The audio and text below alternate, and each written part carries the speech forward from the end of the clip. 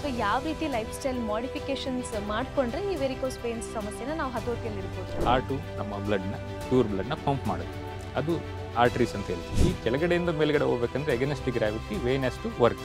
ಒಂದು ಈಗ ನಾನು ಕಾರಣ ಹೇಳಿದೆ, ಸ್ನಾಯುಗಳು ವೀಕ್ ಆಗಿರ್ಬೋದು ಅಥವಾ ರಕ್ತನಾಳಗಳೇ ವೀಕ್ ಆಗಿರ್ಬೋದು ಅಥವಾ ವಾಲ್ಸ್ ವೀಕ್ ಆಗಿರ್ಬೋದು. ಈ ಪೆರಿಫಿರಲ್ ಹಾರ್ಟ್ ಅಂತ ಹೇಳ್ತೀವಿ, ಈ ಕಾಫ್ ಮಸಲ್ಸ್.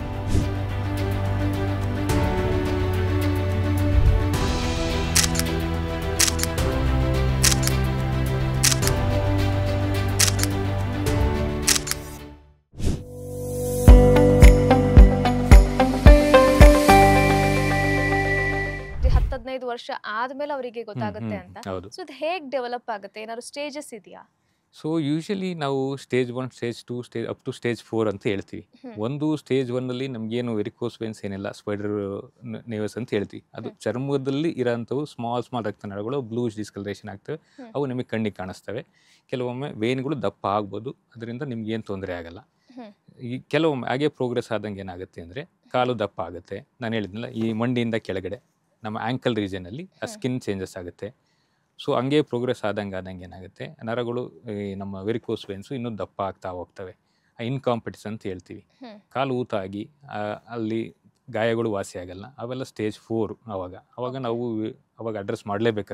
ಅದಕ್ಕೆ ಒಂದು ಪರಿಹಾರ ಕಂಡುಕೊಳ್ಳಲೇಬೇಕು, ಅಥವಾ ಅದಕ್ಕೆ ಆಪರೇಷನ್ ಮಾಡಲೇಬೇಕಾಗುತ್ತೆ ಯೂಶಲಿ. ಅದನ್ನ ಆಮೇಲೆ ಹೇಳ್ತೀನಿ ಏನು ಮಾಡ್ಬೇಕಂತ ಹೇಳಿ. ಓಕೆ, ಈಗ ಕಾಲು ಊತ ಅಂತಿದ್ದಾಗ ನೆನಪಾಯ್ತು, ಈ ವಾಟರ್ ರಿಟೆನ್ಷನ್ ಇಂದ ಕೂಡ ಕಾಲು ಊದ್ಕೊಳ್ಳೋದಲ್ಲ, ಅದಕ್ಕೂ ವೇನ್ಸ್ಗೂ ಏನಾದ್ರು ಕನೆಕ್ಷನ್ ಇದೆಯಾ?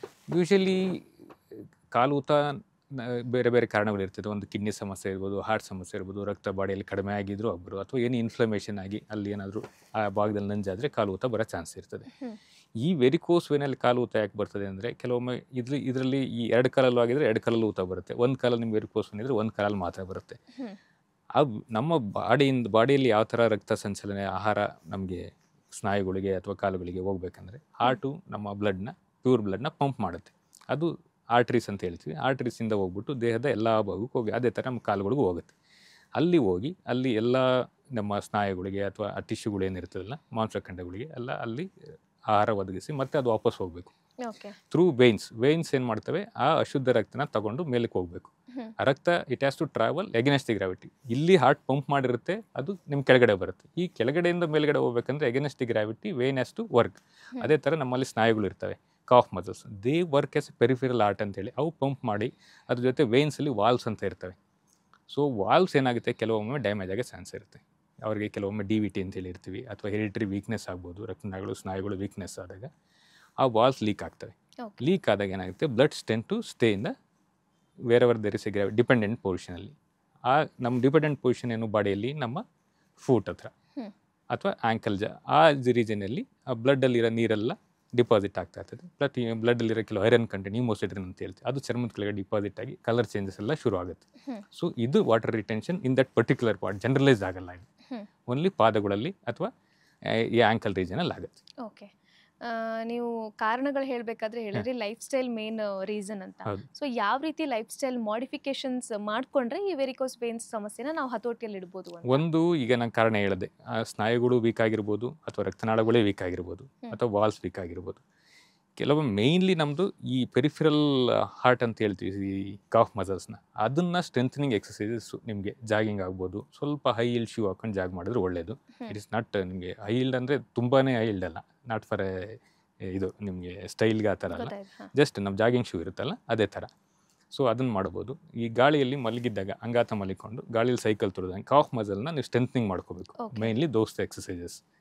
ಮಲ್ಕೊಂಡು ಸೈಕ್ಲಿಂಗ್ ಕಾಲನ್ನ ಸ್ವಲ್ಪ ಸೈಕ್ಲಿಂಗ್ ಮಾಡಿದ್ರೆ ಗಾಳಿಯಲ್ಲಿ, ಸೊ ಸ್ಟ್ರೆಂಥನಿಂಗ್ ಆಗ್ತದೆ, ಬ್ಲಡ್ ಇದಾಗುತ್ತೆ. ರಾತ್ರಿ ಮಲ್ಕೊಬೇಕಾದ್ರೆ ಸ್ವಲ್ಪ ಕಾಲನ್ನ ಹೈಟ್ ಇಟ್ಕೊಂಡ್ರೆ, ಬಿಕಾಸ್ ಆಫ್ ಗ್ರಾವಿಟಿ, ವಾಟರ್ ಹೇಗೆ ಗ್ರಾವಿಟಿಗೆ ಬಾರೆಯಿಂದ ಹಳ್ಳಕ್ಕೆ ಕರೀತು, ಅದೇ ಥರನೇ ಬ್ಲಡ್ನು ಬಾರೆಯಿಂದ ಹಳ್ಳಗಳಿಗೆ ಡಿಪೆಂಡೆಂಟ್ ಪೊಸಿಷನ್ಗೆ ಹೋಗುತ್ತೆ. ಸೊ ಈಸಿಯಾಗಿ ಬ್ಲಡ್ ವಾಪಸ್ ಹೋಗುತ್ತೆ.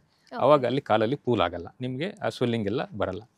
ಇನ್ನೊಮ್ಮೆ ಏನು ಮಾಡ್ತೀವಿ ನಾವು, ಇನಿಷಿಯಲ್ ಸ್ಟೇಜಲ್ಲಿ ನಾವು ಸ್ಟಾಕಿಂಗ್ಸ್ ಅಂತ ಹೇಳ್ಕೊಡ್ತೀವಿ, elastic stockings with compression gradings ಅಂತ ಇರುತ್ತೆ. ಅಲ್ಲಿ ಸ್ವಲ್ಪ ಪ್ರೆಷರ್ ಮಾಡುತ್ತೆ ಅದು. ಸೊ ಅದೇನಾಗುತ್ತೆ, it will facilitate movement of the ಬ್ಲಡ್ನ ಕೆಳಗಡೆಯಿಂದ ಮೇಲ್ಗಡೆವರೆಗೆ ಪಂಪ್ ಮಾಡುತ್ತೆ. ಆರ್ಟಿಫಿಷಿಯಲ್ ಆಗಿ ಸ್ವಲ್ಪ ಪ್ರೆಷರ್ ಹಾಕಿದಾಗ ಮೇಲಕ್ಕೆ ಹೋಗುತ್ತೆ. So these are things we can prevent. So ಕೆಲವೊಮ್ಮೆ ಜಾಬ್ ಹೇಳಿದ್ನಲ್ಲ, ನಾನು ನಿಂತಿದ್ದ ಕಡೆ ನಿಂತು ಕೆಲಸ ಮಾಡೋದು 7-8 ಗಂಟೆ ಈ ಔಟ್ಡೋರ್ ಕೆಲಸಗಳೆಲ್ಲ ಮಾಡ್ತಾರೆ. So in between they have to take rest. So ಅವಾಗ ಕೂತಿದ್ದಾಗ ಎಲ್ಲವರು ನಿಮ್ಗೇನಾದ್ರು ಟೈಮ್ ಸಿಕ್ತು, ಒಂದು 10 ನಿಮಿಷ ಊಟ ಮಾಡೋದು, ಸ್ವಲ್ಪ ಕಾಲು ಮೇಲೆ ಕೂತ್ಕೊಳ್ಳಿ. ಈಗ ಟೀ ಪಾಯ್ ಇರುತ್ತೆ, ಅದು ಸ್ವಲ್ಪ ಹೈಟಲ್ಲಿ ಇಟ್ಕೊಂಡ್ರೆ ಈ ತಂತಾನೆ ಬ್ಲಡ್ ವಾಪಸ್ ಹೋಗೋ ಚಾನ್ಸ್ ಇರುತ್ತೆ. ಸೊ ಆ ಥರ ಮಾಡಿದರೆ ವಿ ಕ್ಯಾನ್ ಪ್ರಿವೆಂಟ್ ಸಮವ್, ಮುಂದೂಡ್ಬೋದು ಅಥವಾ ಈ ಕಾಯಿಲೆನ. ಮತ್ತೆ ಸರ್ ಈಗ ಇನ್ಸ್ಟಾಗ್ರಾಮ್ ರೀಲ್ಸ್ ಅಲ್ಲೆಲ್ಲ ನೋಡ್ತಾ ಇರ್ತೀವಿ, putting their legs against the wall and lie down ಆಗೋದು, ಅದು ಆ ಥರ ಮಾಡೋದ್ರಿಂದ ಏನಾದ್ರು ಹೆಲ್ಪ್ ಆಗುತ್ತಾ ಅಂತ? ಇಲ್ಲ, ನಿಮಗೆ ಅಷ್ಟೊಂದು ಆ ಥರ ಏನು ಮಾಡೋ ನೆಸಿಟಿ ಇರಲ್ಲ. ನೀವು ಬೆಡ್ ಮೇಲೆ ಮಲಗಿದ್ದಾಗ ಒಂದು ಕಾಲಿಗೆ ಒಂದು ಪಿಲ್ಲೋ ಹಾಕೊಂಡ್ರೆ ಸಾಕು. ಓಕೆ. ಅಥವಾ ಕೂತಿದ್ದಾಗ ಸ್ವಲ್ಪ ಹೈಟಲ್ಲಿ ಇಟ್ಕೊಂಡ್ರೆ ಸಾಕು. ಸೊ ನಾರ್ಮಲ್ ರೆಸ್ಟಿಂಗ್ ಪೊಸಿಷನ್ಗಿಂತ ಸ್ವಲ್ಪ ಹೈಟಲ್ಲಿ ಕಾಲನ್ನ ಇಟ್ಕೊಂಡ್ರೆ ಬ್ಲಡ್ ವಾಪಸ್ ಬರುತ್ತೆ. ಓಕೆ ಸರ್, ನೀವು ಹೇಳಿದ್ರಲ್ಲ ಇದು ಏನು ನಮಗೆ ರಿಯಲೈಸ್ ಆಗೋಷ್ಟರಲ್ಲಿ ತುಂಬಾ ಲೇಟ್ ಆಗಿರುತ್ತೆ. ಸೊ ಟ್ರೀಟ್ಮೆಂಟ್ ಹೌದು, ಈಗ ನಮ್ಮ ಕಡೆ ಎಲ್ಲ ಟ್ರೀಟ್ಮೆಂಟ್ ಬರೋ ರೋಗಿಗಳಲ್ಲಿ ಏನಾಗಿರ್ತಾರೆ, ಅವ್ರಿಗೆ ಸಮಸ್ಯೆ ತುಂಬಾ ಗಂಭೀರದಾಗಲೇ ಬರ್ತಾರೆ. ಯಾರು ಯೂಶಲಿ ಅದು ಇದೆ ಯಾವ ಟೈಮಲ್ಲಿ ನಾವು ಬರ್ಬೇಕು? ಈಗ ಸ್ಟಾರ್ಟ್ ಆಗ್ತಾಗೆ ಬರ್ಬೇಕಾ ಅಥವಾ ಸ್ವಲ್ಪ ಸಿಂಪ್ಟಮ್ಸ್ ಅಗ್ರವೇಟ್ ಆದ್ಮೇಲೆ ಬರ್ಬೇಕಾ, ಹೇಗೆ ಅಂತ? ಈಗ ನೀವು ಹೇಳಿದ್ರಿ 30% of the people varicose vane ಇರ್ತದೆ, ಉಳಿದವ್ರಿಗೆಲ್ಲರಿಗೂ ಏನಿರಲ್ಲ. ಸೊ ಅದೇನಾಗುತ್ತೆ, ವೆರಿಕೋಸ್ ವೇನ್ ನಿಮ್ಗೆ ಅನಿಸ್ಬೋದು, ಈಗ ಈ ಕಾಲಲ್ಲಿ ರಕ್ತನಾಳಗಳು ಸ್ವಲ್ಪ ದಪ್ಪ ಆಗಿದೆ, ನೀಲಿಗೆ ಬಣ್ಣಕ್ಕೆ ತಿರುಗಿದೆ, ಕಾಲು ಕೆಳಗಡೆ ಊತ ಬಂದಿದೆ. ಸೊ ಆ ಸ್ಟೇಜಲ್ಲಿ ಇನಿಷಿಯಲ್ ಸ್ಟೇಜ್ ಅಂತ ಹೇಳ್ತೀವಿ. ಅಥವಾ ಕಾಲಲ್ಲಿ ಕಂಟಿನ್ಯೂಸ್ ನಿಮ್ಗೆ ಏನೋ ಒಂಥರ ಡ್ರ್ಯಾಗಿಂಗ್ ಪೇನ್ ಇರ್ಬೋದು. ಸೊ ಅವಾಗ ನೀವು ಬಂದು ತೋರಿಸ್ಕೊಂಡ್ರೆ ನಾವು ಏನು ಮಾಡ್ತೀವಿ, ಕೆಲವೊಮ್ಮೆ ಟೆಸ್ಟ್ಗಳನ್ನ ಮಾಡ್ತೀವಿ. ಸೊ ಮೊದಲು ಪರೀಕ್ಷೆ ಮಾಡ್ತೀವಿ ಕ್ಲಿನಿಕಲ್ಲಿ. ಸೊ ವೆರಿಕೋಸ್ ವೇನ್ ಇದೆಯಾ ಇಲ್ವಾ ಅಂತೇಳಿ ನಮಗೊಂದು ಕ್ಲಿಯರ್ ಕಟ್ಟಾಗಿ ಒಂದು ಐಡಿಯಾ ಸಿಗುತ್ತೆ. ಸೊ ಅದನ್ನು ಯಾವ ಸ್ಟೇಜಲ್ಲಿ ಇದೆ ಅಂತ ನೋಡಲಿಕ್ಕೆ ಮುಂದೆ ಟೆಸ್ಟ್ಗಳು ಮಾಡ್ತೀವಿ. ಕೆಲವೊಮ್ಮೆ ಟೆಸ್ಟ್ಗಳನ್ನ ಡಾಪ್ಲರ್ ವೀನಸ್ ಸ್ಟಡಿ ಅಂತ ಹೇಳ್ತೀವಿ.